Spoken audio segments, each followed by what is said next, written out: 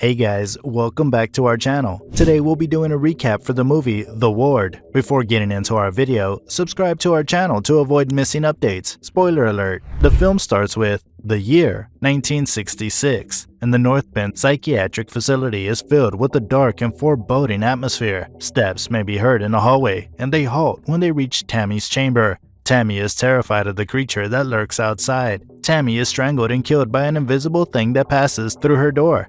Kristen, a disturbed young woman, wakes up battered and injured after setting fire to an abandoned farmhouse the next day. When the cops arrive, they notice the burning house and Kristen just sitting there watching the flames. Kristen is transported to the psychiatric hospital via ambulance. The hospital team photographs her injuries and burns and provides her with new clothing. Kristen is accompanied to the ward, a restricted area, and Kristen's new house by Roy, a nurse. Our patients watch Kristen as Nurse Lunt escorts her to her room. Tammy's name is erased from the blackboard in Lunt's room. Kristen settles down to rest after making herself at home. Later, Kristen's blanket is yanked away from her. When she wakes up, she discovers it under her bed. She also discovers trinkets with carved lettering on them. Dr. Gerald Stringer, a therapist, notices Kristen sleeping on the floor the next morning. Lunt enters and wishes her a pleasant morning. She gives Kristen tablets to swallow. Instead, she walks right over to them.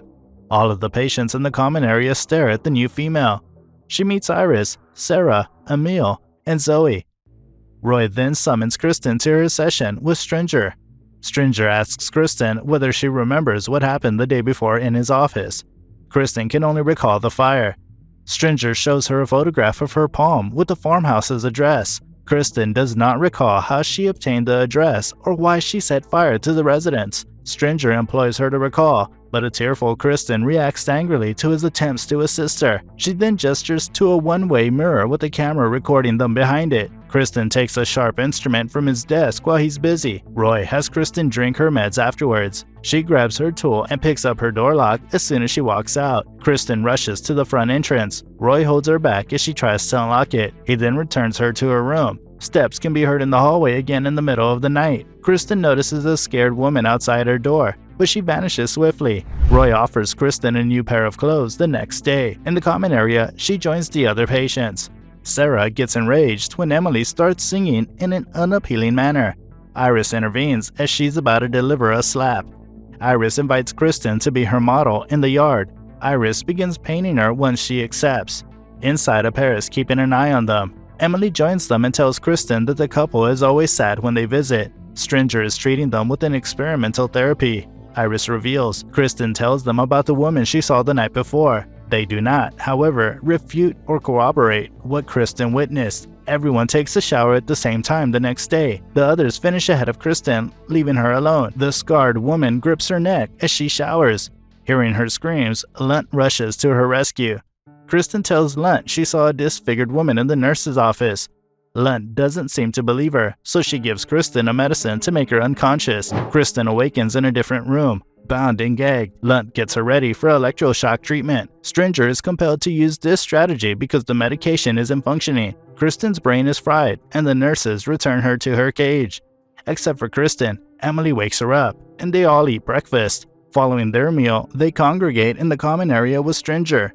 Dressed as the Joker, Emily inquires about what they did to Kristen. Stringer tells a fib regarding the electroshock treatment. Emily is reminded of Tammy, who vanished and was never seen again. Tammy was the last person to leave the ward, unknowing that she was deceased, according to Iris. Stringer then abruptly comes to a halt in their talk. Emily tries to cheer Kristen up after the session. Iris enters to inform Stringer that she'll have her final session with him. Stringer didn't say he would let Iris go, but she believes she's been cured. Stringer examined Iris's sketches during her session. His gaze is drawn to a sketch of a dark figure in the hallway. As a result, Stringer will not be publishing Iris just yet. This time, he'll take a different strategy. He pulls out a metronome and tells Iris to concentrate on the beat. Stringer then instructs her to visualize her home. Iris eventually nods out. Stringer tells the nurse to get Iris to sleep after the session. She, on the other hand, is nowhere to be found. Iris is strapped to a stretcher as she wakes up. She screams in terror as she looks up to see who's pushing her. Iris's glasses are removed, and she's stabbed in the eye by the ugly woman. Concerned for Iris's safety, Kristen confronts the girls and staff about her abduction, but no one speaks up.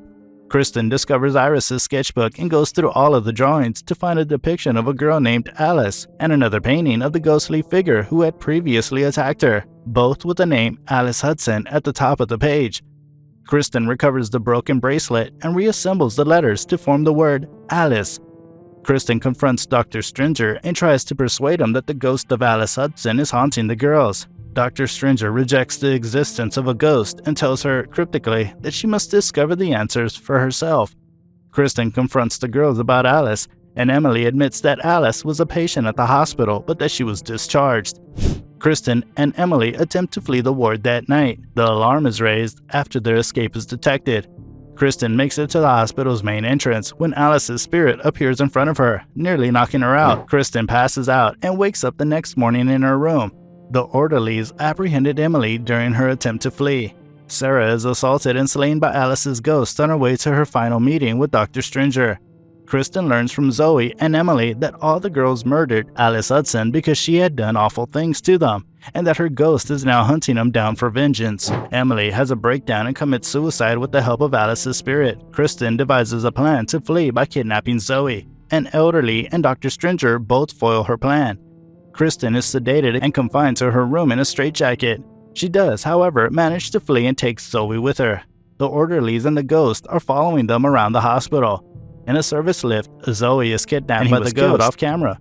Kristen slays the ghost after pursuing her through Dr. Stringer's office. When Kristen returns to the office to hunt for Zoe, she discovers a file on Alice Hudson containing information about her treatments and the names of all the girls, including Kristen's. Kristen uses a sliver of glass to force Stringer to speak. Finally, he admits the truth to her. Stringer delivers Kristen a newspaper piece and introduces her as Alice. Alice was kidnapped as a child and held captive for 2 months in an abandoned farmhouse, the same one that Kristen burned down. As a coping method, Alice creates numerous personalities. They've practically cured her after 7 years.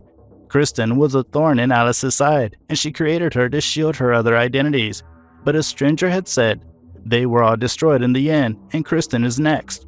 For the final time, Alice appears from behind and strikes Kristen. They both then leap through a window. After some time, Alice's parents come to see Stringer, and Stringer informs them that Alice had been cured. When Alice awakens, her parents are thrilled that their daughter has returned. Alice's belongings, as well as the bracelet that spells her name, are brought by Roy. Stringer inquires if she had any recollection of what had happened to her. Alice succeeds, and she will never have to flee her traumas again.